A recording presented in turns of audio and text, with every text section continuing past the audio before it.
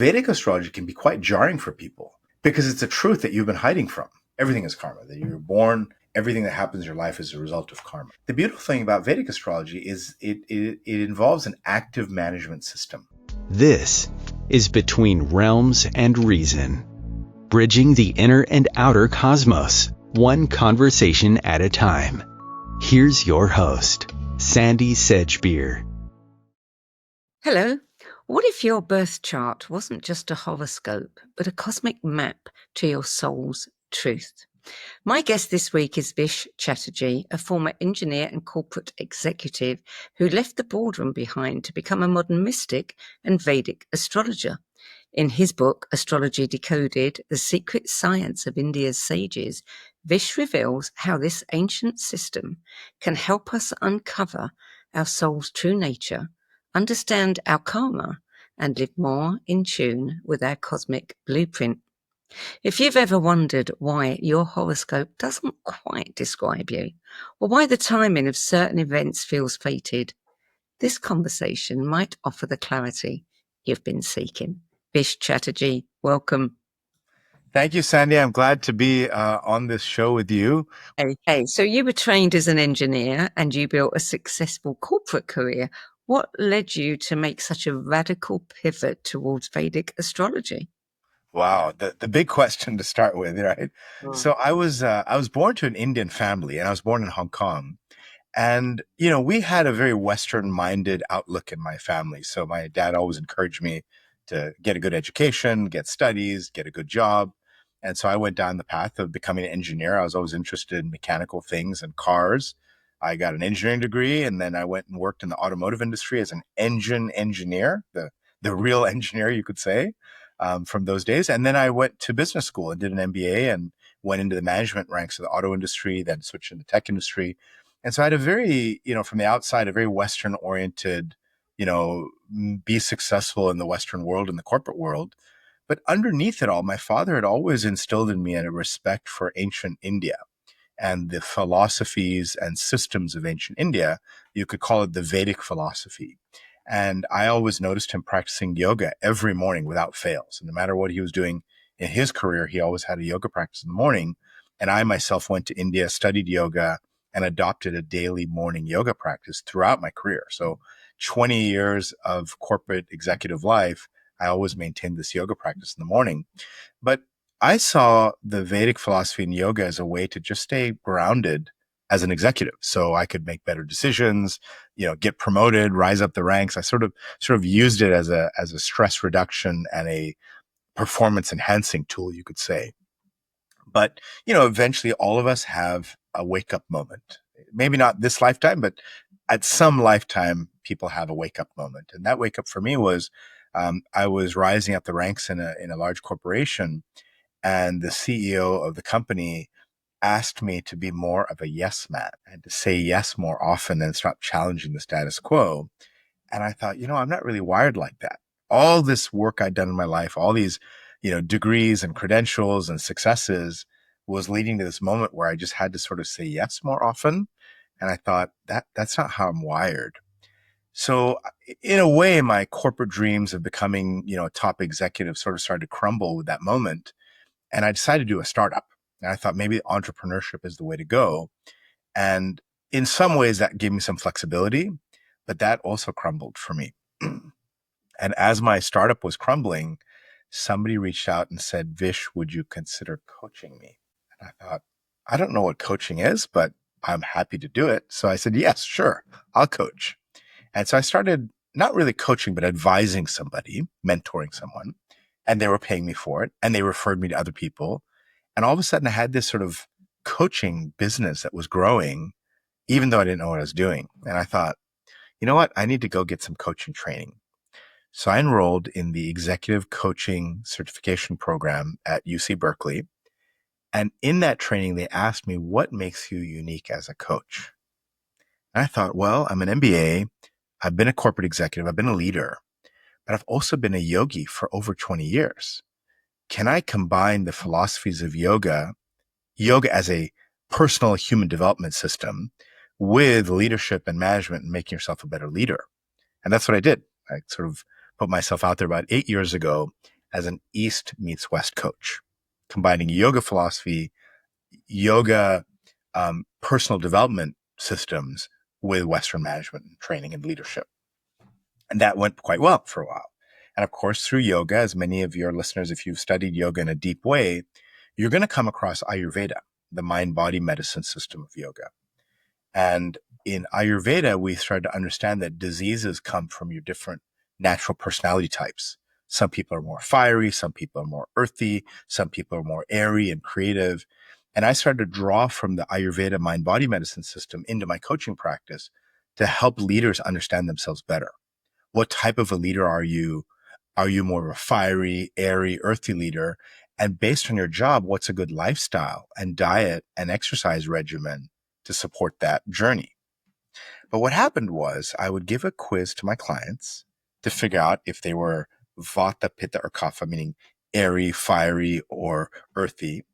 And my clients were almost like cheating the quiz. Because in the corporate world, you're rewarded if you're a fiery type. So people almost self-selected their personality to be more fiery, even though that wasn't their natural disposition. And so I went to my Ayurvedic mentor, Dr. Suhas, and I said, Dr. Suhas, my clients are cheating on my Ayurvedic quiz. What do I do? And he said, oh, Vish, it's very simple. Look at their astrology birth chart and you'll find out the truth about who they really are. And I said, astrology? I don't believe in that stuff. I'm trained as an engineer. I'm a business executive. I'm a business leader. I can understand the mind-body medicine system of Ayurveda. I understand the science of yoga, but I'm not sure about this astrology thing. He's like, give it a try. So with a few clients that I trusted, I would say, hey, can you tell me when you were born? And I would pull up their Vedic birth chart. And now the Vedic birth chart is very different to the Western astrology birth chart. It's much more accurate. It's much more tailored and detailed to that person. And then I would ask a few questions to my clients and say, oh, I see that you have this propensity to be this way. And I see that you treat your team this way. And this is what's going on in your marriage. And they would say to me, Vish, how do you know this about me? These are like my deepest, darkest secrets. I don't share that with anybody. And so after, 10, 15 times where I would look at a birth chart, not knowing something about somebody and then tell them something about themselves, I thought, wow, this is, satisfying my scientific mind. I'm trying it out and it's working. And so that opened up this whole wormhole into Vedic astrology. And here I am now 8 years later as a Vedic astrologer, as part of my profession, and, recognized as an astrologer in the world, and having published a book on astrology now. I've studied Western astrology for many, many years. I wouldn't call myself a professional astrologer by any means, but I know enough. And I do know that it's quite different. And I also know that there are areas it doesn't go into that Vedic astrology does.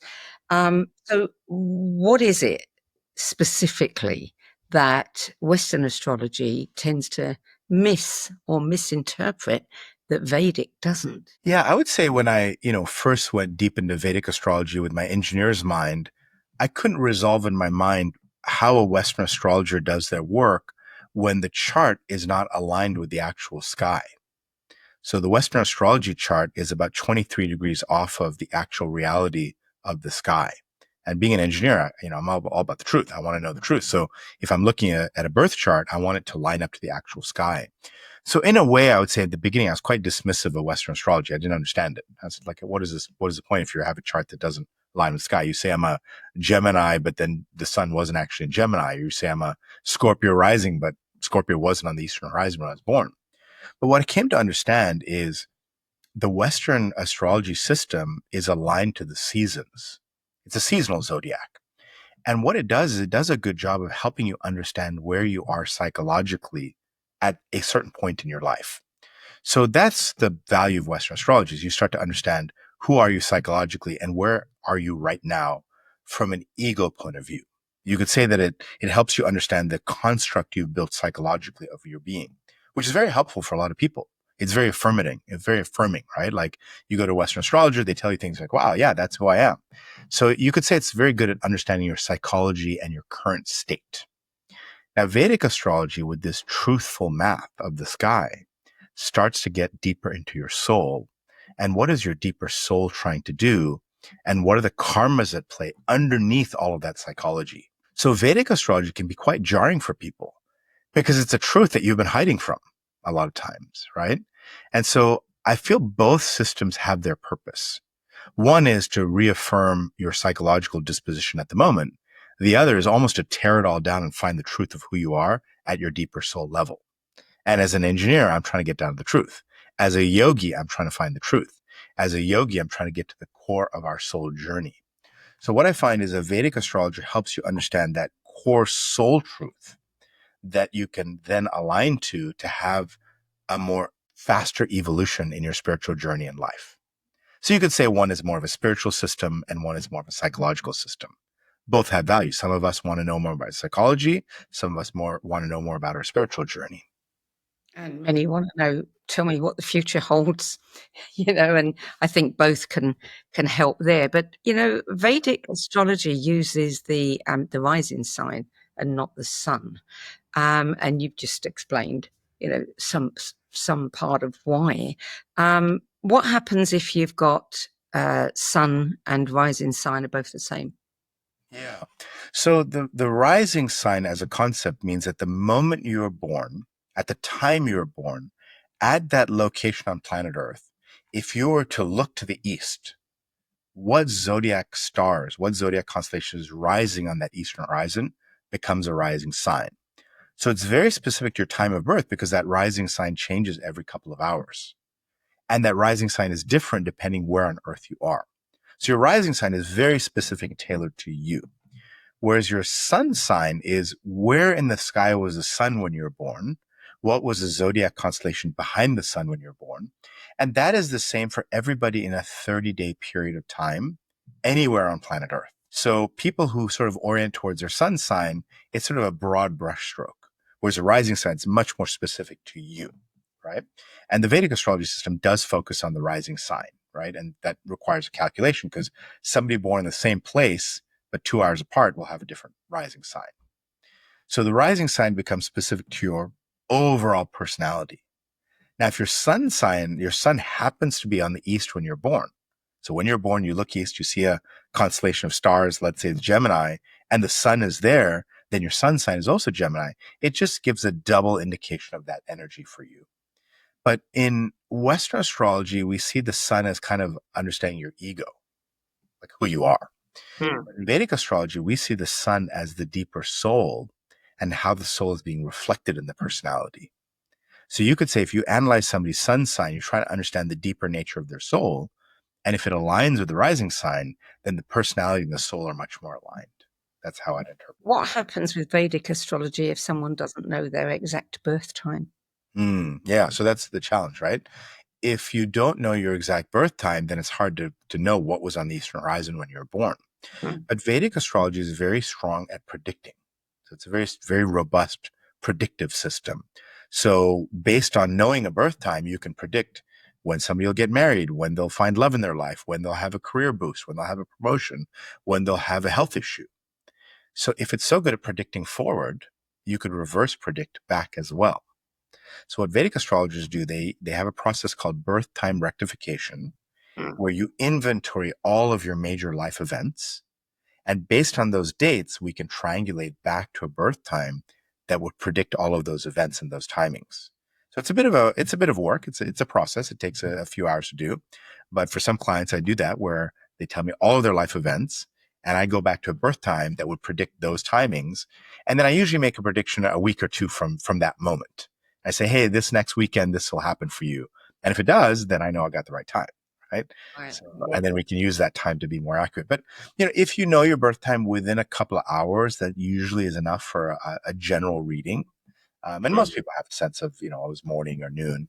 And so within a couple of hours, you can at least personality wise get to a decent chart. With Western astrology, my time is not precise, but we've picked a time that we feel is somewhere around that. And sometimes predictions are very accurate and sometimes they're a year out. But I've used them for career decisions. I've used it I got my first book deal, on the day that was supposed to be, the most fortuitous day of the year.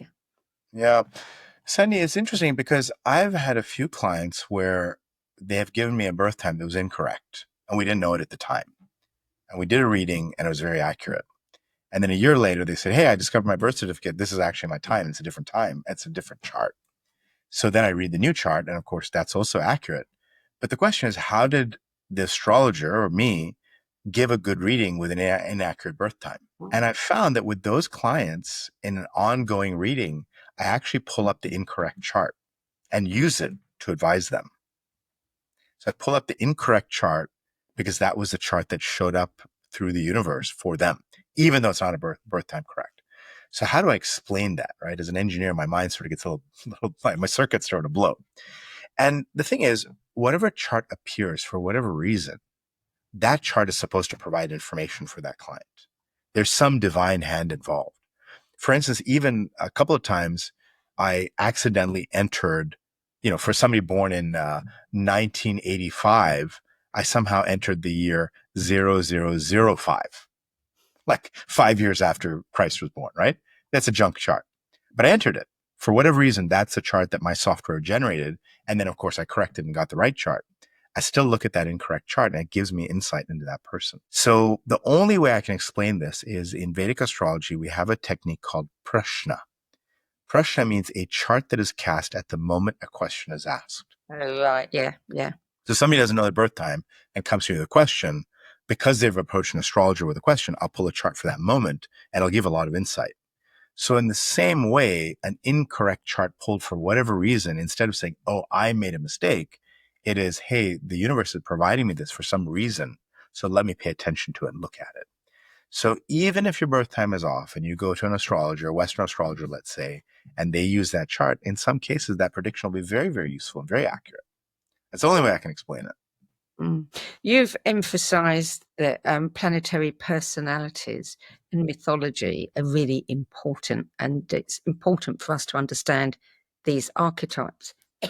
Now, I've, my teacher was very much into the archetypes and mythology, but the mythology she used was, Greek mythology, Western mythology, it wasn't Indian mythology. What are the differences there? Yeah. So, the first is, what is the definition of the word mythology? Is it a myth or did it really happen? Right. And, the Indian mythology goes back 10,000 years. So some of the oldest mythological traditions on the planet. And, I study a piece of Indian mythology, and then there's a temple associated with that. And I go to that temple in India. I just got back from India a couple of weeks ago. I go to the temple where that mythology took place. And those local people believe that that event took place there. It actually happened. And it is actually happening. So that's the other thing is mythology something that happened? First of all, is it real or not? Did it take place in the past, or is it taking place currently in some other dimension that we don't understand, some other realm? And what I've understood is mythology is not myth. It's real. It's a story of an energetic pattern, an energy pattern that all humans go through. So sometimes when I'm doing a reading and I see a particular marker in somebody's chart that points to a certain mythology, in the back of my head, I'm thinking of that mythology. The client starts telling me about their life, and it's their life patterns mimicking that mythological story. So it's almost like I'll tell the client, I've heard this story before. Your life, I've heard this story before, and here's what happens next in the story. And sure enough, that'll come true for that person. So you can almost use mythology to predict somebody's life because you've seen this story before. And if you look at Greek mythology or any Western mythology, it has a correlation to Vedic mythology. All the mythological stories follow these same energetic patterns, these energetic narratives. And so I'm not sure if it's a made up story or if it is just the way the universe works. And the universe working is told through mythology. A lot of the wisdom of the Indian tradition is told through story. The story allows our brain to absorb nonverbal information that is beyond the story. And so mythology is a way to transmit information that is beyond our human understanding. So it's not a myth. It's an actual energetic pattern that is taking place in all of our lives today. Depending on your chart, certain mythologies are activated in your life. And as you understand those mythologies in the Vedic system, you can worship those archetypes and change the outcome of those particular stories in your own life. So this is where Greek mythology sort of lost, because nobody worships the Greek gods anymore. They're lost, right? They're lost in antiquity. The mythology is there, but it's not alive. Whereas in the Indian system, this mythology is still alive today and still worshipped today. And there's still places you can go to connect with that mythological energy and archetype. Yeah. Now, you talk about what happens when we're out of alignment with our ruling planet, and our ruling planet is the planet that rules the sign, correct? Yeah, It's that's correct.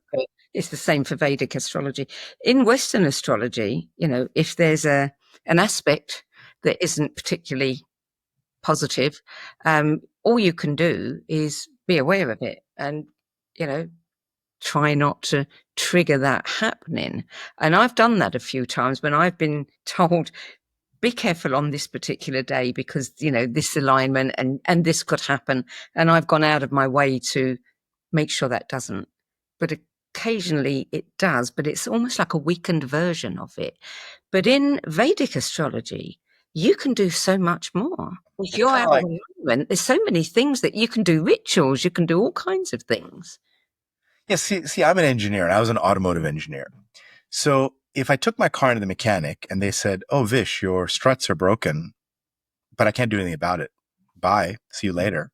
But just be aware, your struts are broken. If you go over a bump, your car is going to get damaged. You're going to get an accident, but you can't do anything about it. I'd be horrified. Like, what is it? What kind of mechanic is this? Please replace the strut. Do something about it. So that's where I struggle with Western astrology, is it kind of tells you these weak points. Your strut's broken, but you can't do much about it. Just be aware of it. The beautiful thing about Vedic astrology is it involves an active management system, an active management of your karma. So in Vedic astrology, I can root cause and say, okay, you've got a broken strut, but I can give you a remedy. I can say, here's how to improve that strut. Here's how to improve that energy. Because each of these planets are alive in the Vedic system. They are deities. They are beings. They are energetic archetypes that we can actually commune with. So if somebody has a problem with Mars, they can chant mantras to Mars, or they can worship deities that are connected to Mars to ease and improve that energy. So Vedic astrology is full of remedial measures, remedies for each of these planets. And there are things that you can do in your lifestyle, things that you can do with your exercise routine, things that you can do in the actions you take, charities that you can donate to, volunteer work you can do. If somebody has a difficult Mars, Mars is a warrior. Go volunteer with combat veterans and you start to alleviate your Mars issues. So there's something active you can do. And what I found is you can have many planets. I mean, there's 9 different planets we use in Vedic astrology. For the average person to try to propitiate and, create, we call it graha shanti, to try and reduce and calm the energy of 9 different planets is quite complicated for most people, right? So for an astrologer, sure, I'll work on all 9 planets at the same time. But the average person, that's hard to do. So what I've discovered is your rising sign, that constellation has a planet that rules it. Remember, every zodiac sign has a planet behind it. If Aries is your rising sign, Mars is the planet behind it. If Taurus is your rising sign, Venus is the planet behind it. So figure out what your rising sign is and think of the planet that's behind that. The planet that rules your rising sign, in effect, rules your entire birth chart. That's the one planet that rules the whole chart. So if you take care of that one planet, it's kind of like a rising tide lifts all ships. If you take care of that one rising sign planet, you lift up the whole birth chart. You help the whole birth chart. So for instance, if you are a Capricorn rising, the planet behind Capricorn is Saturn. Saturn likes discipline. Saturn likes persistence. Saturn likes walking. Saturn likes schedule. So as a Capricorn, make sure you walk a lot, make sure you keep time, make sure you show up to things on time. And as a minimum, wear a watch on your hand to let Saturn know that I care about time. That's an easy remedy for a Capricorn rising. What about Gemini? So Gemini, as a sign, is ruled by Mercury. And Mercury is a planet that's connected to communication and writing and technology. So Gemini rising people should write. They should speak. They should chant. But they should be very careful about how much technology they use.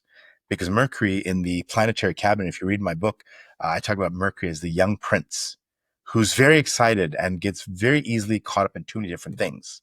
and gets overwhelmed with too much information. So Gemini people being ruled by Mercury can get overwhelmed with information.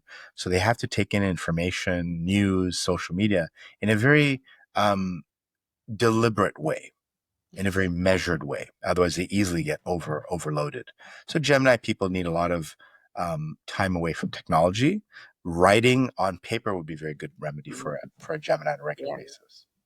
So how can Vedic astrology help us navigate real life decisions, career, relationships, timing, new projects, etc.? Yeah, so there's your static birth chart that shows the energies that are play in different areas of life and the different parts of the sky. All are energies in different parts of your life.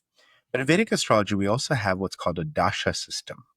So they are the planetary energies that are more in focus at different times in life. So we have the static birth chart.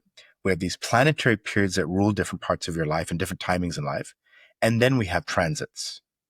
So it's almost like when you combine the static birth chart with the planetary period you're in and the transit, you almost have a planetary weather forecast, which then helps you understand, is this a good time to do certain actions? You're about to build a building and you're about to lay the foundation and there's rain in the forecast. Maybe delay till the rain's over. Or if you're going to do it during the rain, make sure you have got a good tarp over you. So that's the kind of thing when Vedic astrology, we start to say, okay, what's the weather forecast here? What do you need to be cautious of? What extra precautions do you need to take in this particular time? Or is it very easy for this type of activity? So if the activity has to do with starting a school children are connected to Mercury, you want to see what is the Mercury energy for that particular project. If it's good, then no caution needed. If it's difficult, then take extra caution in that time. So the astrologer is able to sort of advise the weather forecast and how to take precautions in that timing. What about retrograde periods? Does Vedic astrology pay much attention to retrogrades? Yeah, it does. So if you have a retrograde planet in your chart, when that planet goes retrograde, it activates in your chart. So that's the thing to be aware of. But in general, if a planet's going retrograde, it doesn't affect everybody in the same way. So for instance, everyone knows, Mercury retrograde, technology issues. But if you have a chart that's ruled by Mercury, you'll be sensitive to when Mercury goes retrograde. So if you're Gemini rising or Virgo rising, or if you have Mercury retrograde in your chart, when Mercury goes retrograde, you're going to feel it more. So I tell people, if you have Mercury retrograde in your chart, pay attention, because when Mercury gets retrograde, your computer's going to crash. Make sure you have your stuff backed up, right? So that's an idea of a precaution. A remedy is make sure your computer's backed up. You've got good backup systems if you're susceptible to that energy. Other people, maybe they're a Saturn ruled chart, Mercury retrograde doesn't bother them at all. Their technology is just fine in that. How can we use Vedic astrology, to tell us whether we're aligned with our soul purpose? Yeah, so being aligned or misaligned with your soul purpose is something that most spiritually sensitive people can feel. You don't need an astrologer to tell you that. You'll know it. People who are yogis, people who are meditators, if they're deeply involved in a spiritual practice, the spiritual practice by nature aligns them to their soul. Astrology not required. Do your spiritual practice. You'll know, are you on or are you off, right? For people who aren't as spiritually aware, the astrologer is able to see based on questions, right? The astrologer says, hey, tell me about your lifestyle. Tell me about what choices you make in your life. And they can then compare that to the chart and see how far did the person deviate from their soul. And usually the more you've deviated from your soul, the more misery you have in your life. And the more you align to your soul, the more ease and flow you start to have. So that's one of the markers is, is your life progressing in a very smooth, aligned way? Do you feel like you're just naturally catching the wave and the wave is carrying you through? If you feel like you're struggling and you're really off, like in my case, when I was in the corporate world, I just felt like I was struggling every step of the way. Clearly, I wasn't on my soul path. I was fighting against my natural soul. As soon as I aligned to this natural counseling, coaching, sort of Vedic astrology counseling kind of approach, life became a lot easier, a lot smoother. I started to align. I knew that, but I fought against it. I look at my chart now and it's like, well, that was obvious. Had I seen a good astrologer 8-10 years ago, it would have been obvious in my chart. I was far off course. Have you ever done an experiment and looked at the chart for a client, looked at the Vedic chart, but also looked at the Western chart and just looked for correlations?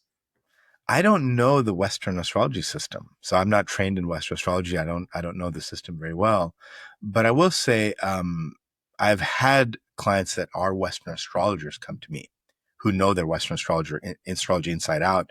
They are practicing Western astrologers, and usually when I look at their Vedic chart, it's a completely different sort of look. And in quite a few cases, they've stopped practicing Western astrology and gone down the path of studying Vedic astrology. That's been my only experience. It would be very interesting just to look at the difference between the two. What about days of the week and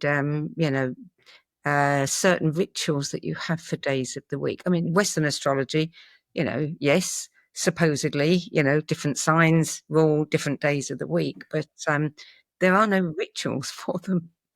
Different signs or different days of the week. Yeah. So the Vedic rishis, the ancient Vedic people from 8,000 years ago that cognized these systems, they felt that in a different period of sunrise to sunrise, there was a different planetary energy at play. They could sense that, hey, in this particular window from the sunrise to the sunrise the next day, there's a particular energy. And they correlated those energies with the 7 planets used in Vedic astrology. So Vedic astrology uses 9 planets, 2 of which are shadows. The 7 main planets were then assigned a day of the week by the ancient Indian people. So the planet Ravi became Ravivar. Ravi means sun. It became the sun's day. In English, we call it Sunday. So Sunday is the sun's day. Somvar, Soma was the moon. Somvar became the moon's day. In English, we call it Monday, the moon's day. Or in French, lundi, the lunar day. Mars was correlated to Tuesday, mardi in French, Mars day. So the 7 days of the week that we have actually come from Vedic astrology, the 7 planets that we use, right? Then we added 2 more planets, which made 9, and we then developed the numbering system of 1 through 9. If you look in history, the numbering system came from ancient India. It's correlated to the planets, the 9 planets of Vedic astrology, 9 numbering system. So when Western astrology starts to add planets in, the outer planets, you sort of break the numbering system and the days of the week. That's the first thing. And so it was known that on that planet's day, that is the day to do that planet's ritual. So if you want to improve your Saturn energy, Saturn day, which is Saturday, is the best day to do that, right? And of course, then what are the rituals? Each planet has different rituals, usually different mantras and different deities that connect to that. So for instance, in India, there's a mythology around Saturn, and Saturn gives you a lot of hardship in life. But Saturn gave a boon to the deity Hanuman, the monkey god, that if anybody worships Hanuman, that by nature will relieve you from Saturn's issues. So a very standard remedy for somebody with a Saturn problem who's going through a lot of challenges in life is to worship Hanuman on Saturday, Saturn's day. And Hanuman is worshipped through a very specific song that is sung to him called the Hanuman Chalisa. So people are open to it, and a lot of yogis do this. They chant this Hanuman Chalisa, beautiful song that is extolling the virtues of Hanuman on Saturdays, and by propitiating Hanuman, Saturn eases its pain on that particular person. So that's one example of ritual. Another example is on your birthday. The sun returns to where it was when you were born. The sun is a planet of fire, and when you light a fire, it usually calms the sun energy. So people on their birthday, on their solar return, light a fire. What's the ritual that happens in the Western world? We have a birthday cake with a candle.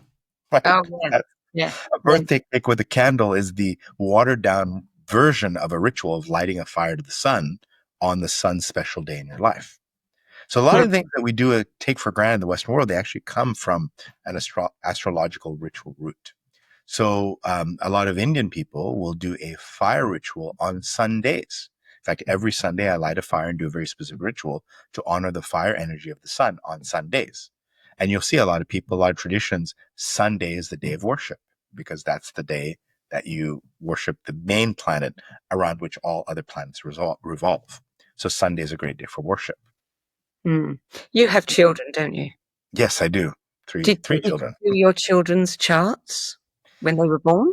Yeah, I look at my children's charts just from a high level, what is their rising sign to understand their natural tendency and personality.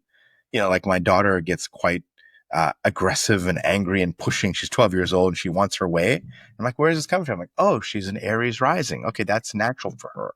She's going to be somebody who's a little pushy and aggressive. And so we can let that behavior go to some extent because she's an Aries rising. That's her natural personality. So being as a parent able to honor their natural tendencies.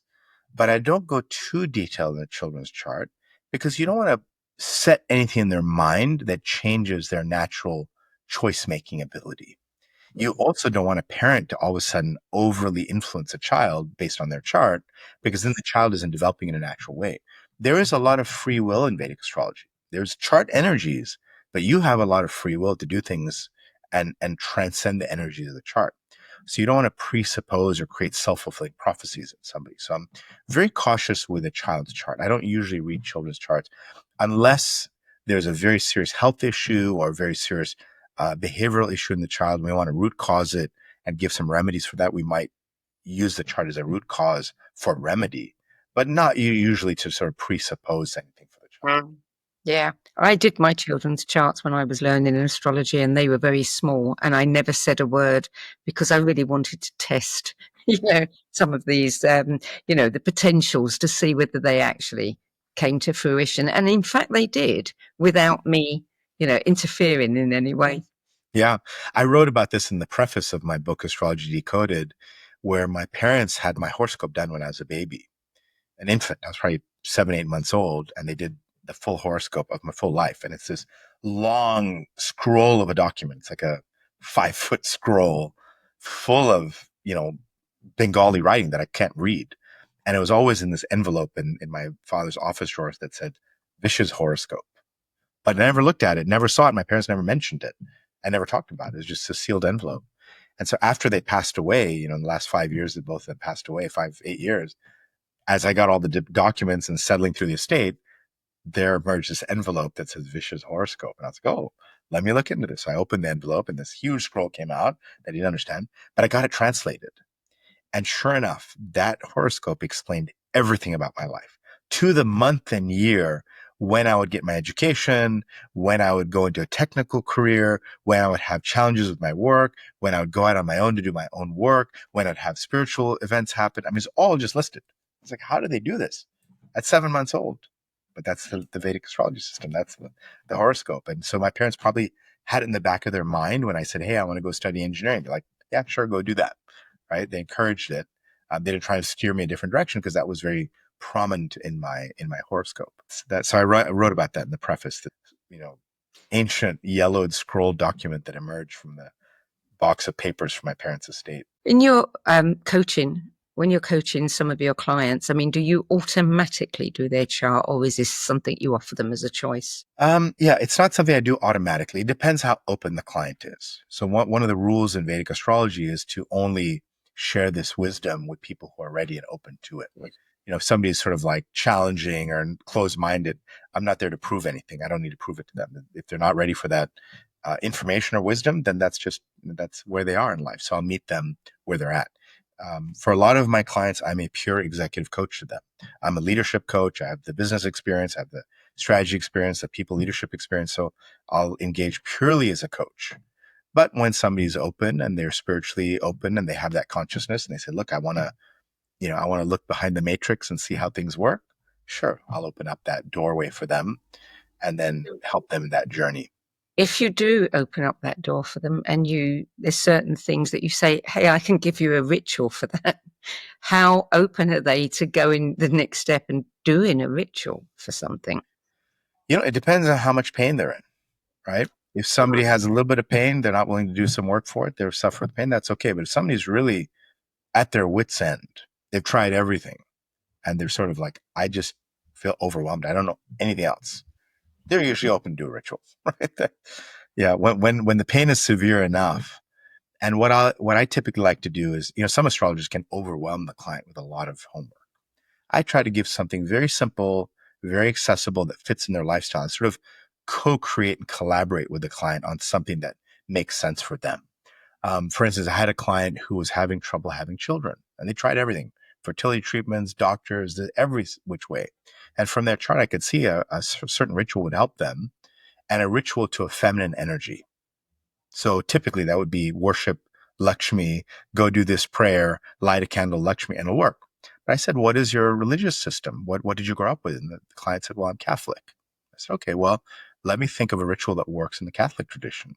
So I had him light a certain color candle at a certain corner of the church that he was stopped going to. And I told him to start going again to Mother Mary and use your rosary and do a certain number of Hail Marys. And you need to do that I think I said it was Mondays because that's the day of the mother. So every Monday he trudged to his church, lit a candle to the mother, did his Hail Marys. And a few months later, they conceived. Now, was it a coincidence? I don't know, but worked. And they had a baby. And of course, then they went to the church to do the baptism. And I was invited, and the priest, went to talk to me and said, who are you? I said, oh, I'm Vish. I'm his astrologer. And the priest said, that's incredible. You're the one who got him to start coming to church again. I said, well, yeah. So, it doesn't matter what if it's a place of worship and a connection with the divine, it is an energetic vortex where miracles can happen, right? So the ritual can be something that is comfortable for that particular client's tradition, right? It doesn't have to be some, Vedic ancient chant with, the Vedic system is obviously very sophisticated with rituals. Very, very, I mean, we have, thousands and thousands of books just on rituals in the Vedic tradition. And you could say they're magical rituals in a way, but not everyone's open to that. So it depends where the client's at. What is the most extraordinary thing that you have kind of created for yourself by doing a ritual or something? I would say, I mean, there's many, many miraculous magical things I've experienced, especially in India with rituals and temples and things happening that can't be explained any other way. But I would say for me, one of the fascinating things has been ancestral rituals. So in the Vedic system, we believe that we sometimes carry a lot of challenges in our lives based on the karma of our ancestors. So if you had an ancestor that was very violent or very, did some horrible things, that karma can transmit down to you and you can have challenges in your life for no fault of your own, but through an ancestral karma that has to be cleaned up. And the Vedic system has very specific, detailed ancestral rituals that calm those energies down and bring more ease into your life. And so some of the ancestral rituals I've done and traveling to certain places to do them. I remember I went to India in March to a place called Gaya, and we did these rituals for 7 generations of ancestors past. And so we named each ancestor one by one and did a certain propitiation to them. And then we not by name, but by how to describe it, but we described all people to come in the family in the future 7 generations. So it's backwards 7 generations and in the future 7 generations. And we also propitiate all ancestors from previous lifetimes. So yes, I take care of my mother, father, grandfather, great-grandfather, all that in this lifetime. But who was my grandfather last lifetime and lifetime before that? And so we sort of take care of this reincarnation lineage and your DNA lineage and your future lineage. And it's remarkably powerful, miraculous in its effect. Mm. How do the planetary archetypes help us understand human behavior and our emotional patterns? Yeah, so if you go with the 9 planets of Vedic astrology, they each have a very signature personality. And like Mercury is a very talkative planet, likes to talk and absorb information. So if you meet somebody who's very talkative and very much into information and trivia and knowledge, there's a Mercury archetype flowing through them. Mars is a very aggressive planet, very, conquering, entrepreneurial, independent. So if you see somebody who's very aggressive or very angry or very entrepreneurial or very driven, there's a Mars archetype flowing through them. So each of these planets, and that was part of the purpose of my book was, here's these 9 planets, here's their archetypes, here's their energies. You don't need a chart, just look at somebody and be open to understanding how they behave. You're going to see the planet manifest in them. So the planets are showing up all around us all the time, right? I'm wearing red today. Red is the planet Mars. So there's a Mars energy flowing through at the moment, right? So there's going to be some sort of bold, assertive kind of an energy automatically just by wearing the color red. Do you think that that it's harder I mean, you've never done a Western chart, so you don't know, but, once you've calculated the chart, or these days it's all computerized, all you have to do is interpret it.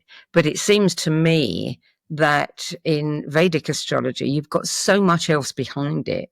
Does it take an awful long time to put together somebody's chart? It does. I mean, when I do a reading, I usually spend an hour preparing the chart prior to the actual session. And there's a lot of things to look at, the rising sign, the moon sign, the sun sign, the location of the planets, what house they're in. We also have the dashas, the planetary periods, the transits. We also have a system called nakshatras, which are 27 signs in addition to the 12 signs that connect to the mythology and the remedies. We also have divisional charts, which are fractional charts of the main chart. So there's a lot. I mean, I could spend an hour with somebody just on one area of their life, just relationships or just career. There's so much information there. And it depends how open that client is, right? And so I typically don't do blind readings. I meet the client face to face and I ask them about their lives to see how are those planets showing up in their life? How are they managing it? Some people inadvertently or non-aware manage their life very, very well because they have some kind of spiritual grounding or some kind of good karma. Some people do a horrible job of managing the karmas in their life.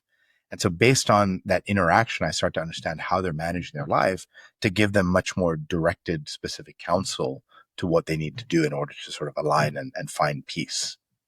Right. Some people really do live their charts, don't they? I mean, I'm one of those people. I remember when I met my astrology teacher, she took one look at my chart, understood what I was doing, career-wise, etc., and just said, you're living your chart. I'm Gemini, sun sign Gemini, rising, 5 planets in Gemini. It's all about communication. My entire life has been about communication. Yeah. So even if I'd never known anything about astrology, I would have just moved in this direction anyway. Yeah. But you also have a strong spiritual foundation in your life. You're drawn to spiritual practices and systems and self-development. And so just by having that yearning to be a spiritual being already automatically starts to align to your chart naturally, right? Without having to look at a chart. So if you said, look, I'm just a hedonistic partier and I ignore all that, then you might have taken a different trajectory in your life. So this is where you have a lot of agency in your life. At the end of the day, we all have agency and the ability to direct our lives the way we need to.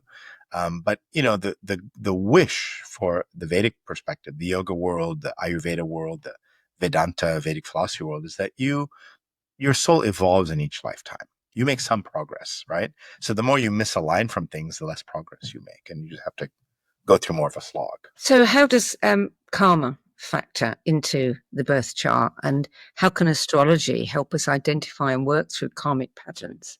Well, in Vedic astrology, it's all karma. The whole thing is a karmic system. The planets are a reflection of your karma. The planets aren't doing things to you. They're reflecting your karma. So by understanding the planet or understanding the person, you're seeing how that person is managing through their karma. Everything is karma. That you're born, everything that happens in your life is a result of karma. And so the Vedic astrologer, in a way, is doing a karmic analysis of your karmas and giving you ways to alleviate that karma through remedies and rituals. So rituals are one method of improving karma. Charitable work, volunteer work is one method of alleviating karma. Lifestyle choice is one method of alleviating karma. So the Vedic astrologer is basically working with karma. Your chart is a reflection of your karmas. But if that's true, then what about free will? You said earlier that we do have free will. Yeah. And how you want to tackle that karma. Ah, okay. How do you want to tackle it? So want to tackle it. Yeah, I wrote this story in the book where you go to a restaurant, you get a really nice meal. You go to one of the best restaurants. I was just in London, go to a nice restaurant, you have a nice meal, and you get done the meal, you have dessert, and you quickly walk out of there. You leave, right? What's going to happen? There's a cost, right? The restaurant owner had to pay rent for that restaurant. They had to pay their staff. They had to pay their cooks. They had to pay their suppliers. They had to buy the food. The farmer grew the food. All these, you just said, screw you, I'm out of here, right? You didn't pay. You have a debt owing now. That's karma. How would you like to pay that karma back? Would you like to go to prison for a few days? Would you like to get a credit card debt hold put on you? Or would you like to pay with check? Would you like to pay with cash? Would you like to wash dishes? There's multiple ways to pay back that meal. The most convenient way is just pay the bill when you leave the restaurant, right? The more miserable way is have the police come knock at your door. So you have free will in how you pay back the debts that you owe. There's more pleasant ways and there's more unpleasant ways. So astrologer is able to see what is the debt owing, how is that showing up in your life, and how can you ease that debt repayment. You describe astrology, yoga, and Ayurveda as sister sciences. How do they work together in, personal growth and development? Yeah, in a very basic way, the Vedic people, the ancient Indian people, understood that we are comprised of a body, a mind, and a soul. Body, mind, spirit, body, mind, soul, however you want to call it. We call them shariras, or different layers of your existence. Each of these different sister sciences tackle your being with a focus on one of those areas of your being. So Ayurveda is about your food, your diet, your lifestyle, how you take care of your body. You could say Ayurveda is definitely focused primarily on the physical body with the ancillary mind and soul as well. Yoga, and I know yoga in the Western world has become a gymnastics exercise, but that's not yoga. Yoga is actually a soul level work. When you do yoga, you're actually activating a connection to your deeper soul. So you could say yoga is soul focused, but uses the body and the mind as tools to a deeper journey in the soul. Vedic astrology is that junction point between the soul and the body. It's the mind. What is my mind doing? How should I direct my mind? How should I cultivate my mind in order for better soul, body, and mind connection? So Vedic astrology, you could say, tackles the mind primarily because we want to understand our karma. Yoga tackles the soul primarily, and Ayurveda tackles the body primarily. And that's how they become sister sciences. What do you say to people? I mean, you didn't believe in astrology once upon a time. Now you do. What do you say to people who think it's just, a pile of, lies made up, you're weak, you're gullible, all of those things. Yeah. I mean, I fell into that camp, right? I fell into that camp because I thought of astrology as this sort of woo hocus pocus thing that I didn't really understand. I wasn't ready for it. It didn't make sense to me. And then as I started coming into it and using it and finding this feedback loop of, wow, I say this and it turns out to be true. Then I started to question, like, how come when I say this, it turns out to be true for that person? How can that be? Where's that coming from? And you start to understand it and realize there's a science here, right? There's a science here. There's a system here. It's a forecasting. It's like saying, the weather forecasters are all wrong. Yeah, they're wrong quite a lot, right? But sometimes they're right. And it's very helpful. Like you don't go outside without looking at the weather forecast. So in a way, this is a karmic weather forecast, and not everybody is tuned in and ready to work at a spiritual, conscious, karmic level. So if somebody says to me, well, I don't believe in that stuff, I'm like, continue not believing. That's fine. Good for you. Stay in your limited awareness, right? When you're ready for more awareness, okay, maybe you'll open up to this. So it's part of the journey, right? Even somebody who starts on the yogic path at first, they're like, well, I'm not sure if this is really effective. Few years into it, they're like, wow, this is powerful stuff. Like things are literally transforming in my life. So I think it's important to be compassionate to people wherever they are in their journey and whatever level of consciousness they're at, because that's where they are. And so I'm not here to try to convince anybody, because if they need convincing, they're not ready for it, right? So stay where you are. I have many family members who don't really believe in it. That's just fine. I'm like, okay, that's fine. Right. But I'll notice things and I'll say things and they're like, wow, how did you know that? I'm like, I don't know. Just my intuition. Right. Let's leave it at that. I studied astrology to disprove it, and I couldn't. And my brother laughed at me because he was definitely, a left brain kind of person, said astrology was rubbish, challenged me to do his chart. And I had to do it all by the book because I didn't remember everything. Yeah. And I told him what it said. And he was blown away because it predicted something, an offer that he was going to get that I didn't know he'd already got. And when that came out, he had to say, wow, yeah, I believe there's it. something here. Yeah, there's something here. Yeah. But as a practicing astrologer, I typically caution people that don't do a chart for somebody who's not open or ready for it. Yeah. So a lot of times I'll have somebody, do a reading with me and they say, wow, that was amazing. That changed my life. Can you do a reading for so-and-so? I'd like to buy it for them. And I say, no, No. When they're ready and they want it, then they can come to me and approach me directly. But I find that when I do a reading for somebody who's not really ready for it, it's a waste of my time. It's a waste of their time. It's a waste of the energy. It's a waste of that power and knowledge and wisdom, right? So Have you ever seen a chart that shocked you, surprised you, challenged your assumptions in any way? Yeah, I have. Sometimes I've seen an extremely potent, powerful chart, and the person is not living up to it at all. They're living at 5% of their capability, and they're just unaware. So that's usually a bit shocking to me. Like, wow, you have this chart, and it's just not fitting for you. Like, activate. And so usually I'll help them sort of activate that part of their life, and little by little they'll start to live to that, and then they'll have miracles happen. They're like, wow, it was there. Sometimes I can see in the chart that they will have bad astrologers. If somebody has a problem with Jupiter in their chart, they're going to have bad advice. And I might be the person to give that to them. So I'll say, look, this is not going to be a great reading because you have a karma to get bad advice from an astrologer. And I might be the person delivering that to you. So please take everything I say with a grain of salt. Like, you trust your intuition. So that sometimes can be a little bit difficult where the person is supposed to receive a difficult reading. So I'll say, look, I might be that difficult one for you, but the next one you get with somebody else will be good. So, and that's a little tough to manage, right? You said that if they have a problem with Jupiter, I mean, if a planet was weak, what makes it weak? How would we know if we have a problem with one of the planets? Yeah, so that gets a little technical, right? If a planet is in a difficult sign, if it's an enemy sign, or if it's in a debilitated state, or it's in a difficult house, or it's retrograde, or it's afflicted with a malefic. If somebody has Jupiter and it's with Rahu, one of the nodes, that person is going to have bad advisors, bad teachers, bad gurus, right? So sometimes people say to me, they'll come for a reading and they say, "Oh, my guru asked me to do this. My guru said do that." I'm seeing the chart. I'm like, that's a false guru. Like, and that's very difficult to point out because somebody is like, well, my guru said to give me all my savings account to them. And I did because my guru, I'm like, well, I don't think that's a good idea. This is a cheat you have here. And it might take a year or two before they finally come out of it and realize, oh yeah, Vish, you were right. Like, I can't believe I fell into that.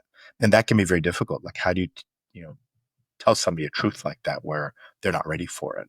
And I'm wondering, I still am interested in this question you said, have I ever been very surprised? It's funny because every time and this is, I'm sharing this with your audience, I feel called to, but when I'm about to meet a client, I'm like, what is this thing that I'm doing here? I don't know this person. I've never met them before. And now I'm going to tell them that they have a problem with their firstborn child and that like, this seems preposterous. So then I'll get on screen with them and I'll be like, oh, I don't know what I'm doing here. And I'll say, hey, what are things like with your oldest child? And they'll say, oh my God, we have so many problems. And I said, how did that happen?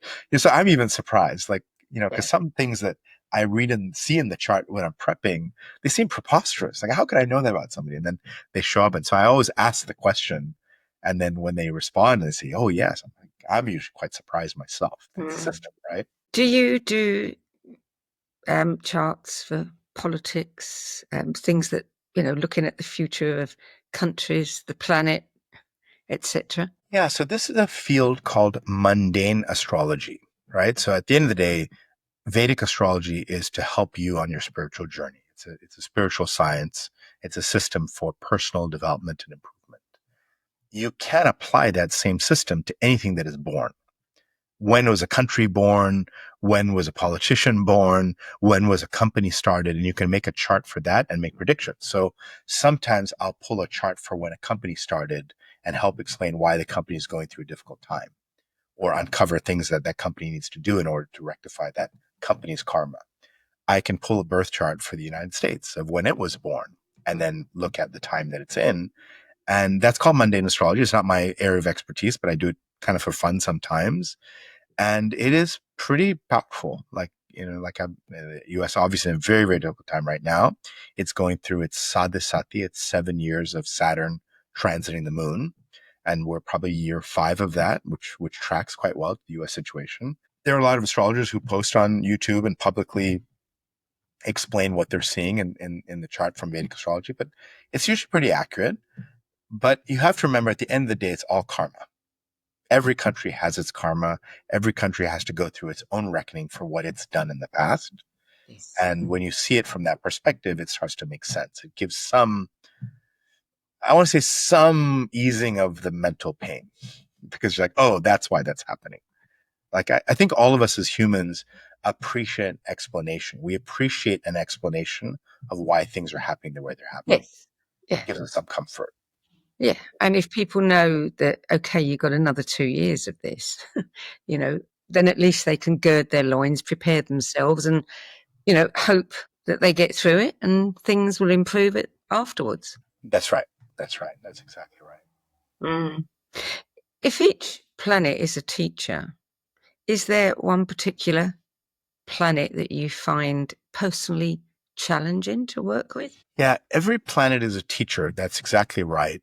But some planets teach you through more pain. And Saturn is that planet that teaches you through pain. And Ketu is a planet that teaches you through loss. So Ketu takes things away from you until you learn the truth. Rahu gives you a lot until you notice the truth. Saturn just gives you challenge and karmic reckoning to find the truth. Those are tough planets, I would say. You know.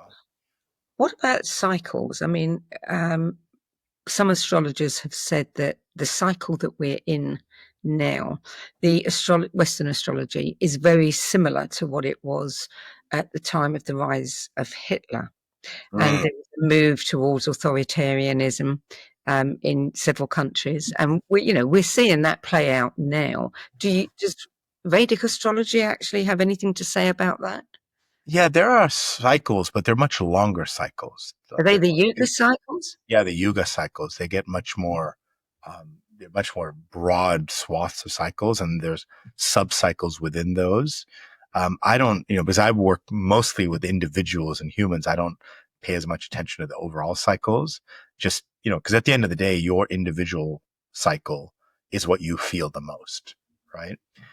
It can be a very terrible cycle for the world, but some people are very happy at the moment, right? Not everybody's in a state of misery, again, depending on their chart. So I'm a little cautious to sort of make broad swaths like that. But there are definitely some planetary alignments with the Rahu and Ketu that, hit during the pandemic time that were similar to World War I, World War II. Like there's certain Rahu Ketu cycles that happen every 18 years and they create a lot of turmoil. Mm. Your book, are you teaching people to do their own chart with Vedic astrology, or are you explaining Vedic astrology? Yeah, so the challenge that I found in the world was Vedic astrology is very inaccessible to people. It's very complex, it's very complicated. It's a system that if somebody asked me, hey, I enjoyed getting my chart done, I want to learn more, I couldn't really give them an introductory book because they're all quite complicated. So my goal was to give a very introductory book that helps explain the basic planets and the basic signs. What are the 9 planets? What are the 12 signs? What do they mean? What are they? And for you as an individual, focus in on your rising sign. So I provided a chart calculator online through the book, and you can go to it's vishchatterji.com. If you go there, you can calculate your birth chart, and it'll just tell you what is your rising sign and what is the planet that rules your chart. And then when you look at the book, you can focus in on that planet, that sign, and the rituals associated with that, and get some improvement in your life. Like I said, rising tide lifts all ships. If you just work on that one planet, you'll have a lot of improvement in your life. And so my goal was to give you an ability to just buy the book. It's not a huge expense, and do it yourself. Calculate your chart, figure out your rising sign, figure out your rising sign planet, and take care of that one planet. And so that should be an accessible way for people not to have to invest in a full reading. Because, time with astrologer is not a cheap endeavor, right? I've heard that this particular book is doing really well, and you're getting asked to go on lots and lots of podcasts and talk about it. Why do you think that is? Because it is a complex subject. Why are people suddenly interested in Vedic astrology? That's a good question. A book on Vedic astrology almost takes on its own life, right? I've been working with the planets. I have a relationship with the planets. I've been propitiating them, doing rituals to them. And through the grace of the planets, they wanted some information revealed. And so the book became a manifestation of that information for people.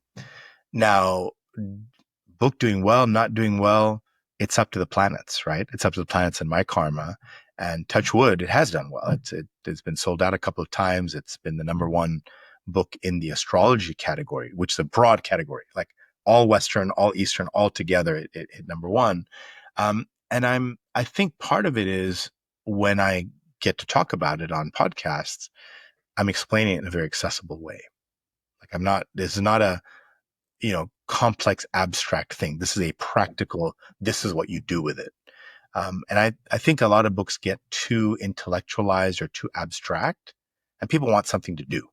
Like, tell me who I am and tell me what to do specific to me. So I think that specificity and that practical approach is what's given legs to this particular work on astrology. So what's next for you? Have you looked at your chart? I have not looked in detail. I would love to do something on rituals. I think rituals would be a really interesting area to explore.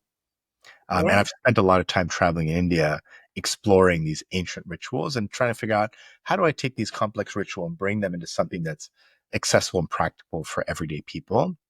But right now, I'm just working through my backlog of readings. I'm booked 3 or 4 months out. And I feel like once I get through this sort of the slew of the book launch related readings, I'll get to a more normal pace of life and then start thinking about the next project. I'd love to teach. That would be another thing, to teach Vedic astrology to a wider audience. That would be very interesting. Yeah. It's been quite a lot of work lately, so need the bandwidth. Vish Chatterji, thank you so much for joining us today. You're welcome, Sandie. It was a pleasure to be on this. I'm glad we finally got to have the conversation. I predicted it would be a lot of wisdom, and I think that has been the case. I predicted we'd have tech issues, but thankfully the tech gods have been taking care of us. So for a change. Yeah, I'm very grateful. So, yes. Before I give you some information about how to find Vish, I just want to give you something to reflect on. If your rising sign tells the truth about who you are, what parts of you have been living someone else's story? And if Vedic astrology gives you a mirror for your soul, what happens when you stop avoiding your own reflection? Think on that. Meantime, for more information about Vish Chatterji's books, Astrology Decoded, The Secret Science of India's Sages, and his coaching services, visit his website at vishchatterji.com. That's it for this week. I'm Sandie Sedgbeer. I'll be back at the same time next week with another edition of Between Realms and Reason. It's such a new show, I still trip over the title.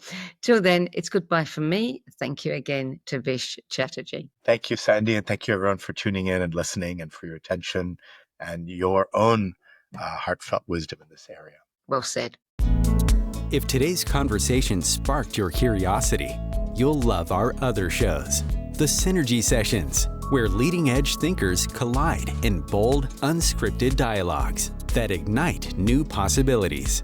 Between Realms and Reason, where we journey into the mysterious consciousness, energy, and the hidden layers of reality, where science converges with spirit in ways you've never imagined.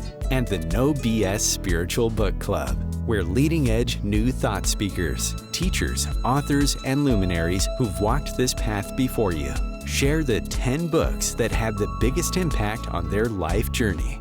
All 3 shows are available on YouTube, Spotify, Substack, and all major podcast platforms. For more information, visit sedgbeer.com. That's SEDGBEER.com.